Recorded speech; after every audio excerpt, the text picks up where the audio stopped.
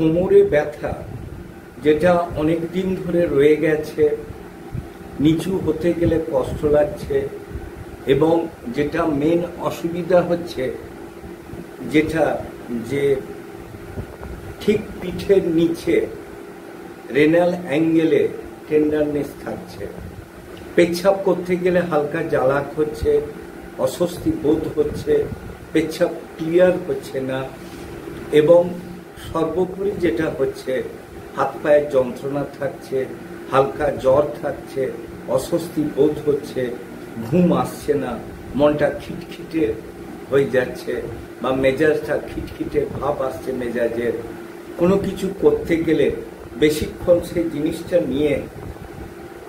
চিন্তা করা যাচ্ছে না, ফিকল মাইন্ড হয়ে যাচ্ছে। এই সমস্যাগুলো যদি থেকে থাকে, পেচ্ছাপের সমস্যা যদি পারসিস্ট করে,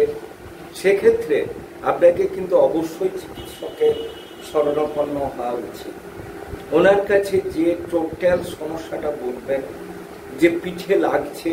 এবং ঠিক পাঁজরের নিচটায়, সেটা একদিকেও হতে পারে আবার দুদিকেও হতে পারে, নিচু হয়ে বসতে গেলে তলপেটটা খেঁচে যাচ্ছে,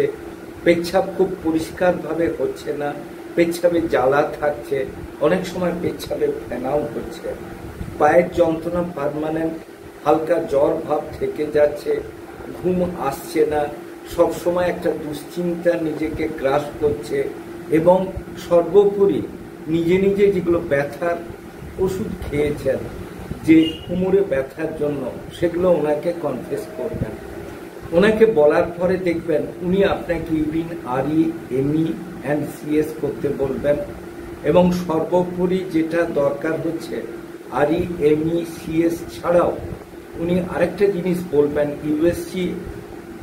of the lower abdomen, straight X-ray of the abdomen, অর্থাৎ কেইউবি। এগুলো থেকে দেখা যাবে যে আপনার যে যে সমস্যাগুলো আছে সেগুলো ধরা পড়বে।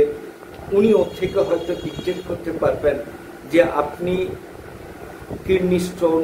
অথবা নেফ্রাইটিসে ভুগছেন, ক্রিয়েটিনিন, ইউরিয়া বেশি থাকছে, তখন তার চিকিৎসা যদি না করান, সেক্ষেত্রে কিন্তু আপনি কিন্তু কোমরে ব্যথার থেকে মুক্তি পাবেন না। আপনি অহেতুক সাধারণ কোমরে ব্যথা বলে কাটিয়ে দিতে গিয়ে বড় কোনো একটা সমস্যার সম্মুখীন হবেন। যদি এরকম হয়ে থাকে কিডনি স্টোন বা কিছু, সেক্ষেত্রে বারবারিস মাদার ভালো কাজ করে, বারবারিস পোটেন্সিও ভালো কাজ করে। আরেকটা ব্যাপার বলা যেতে পারে যে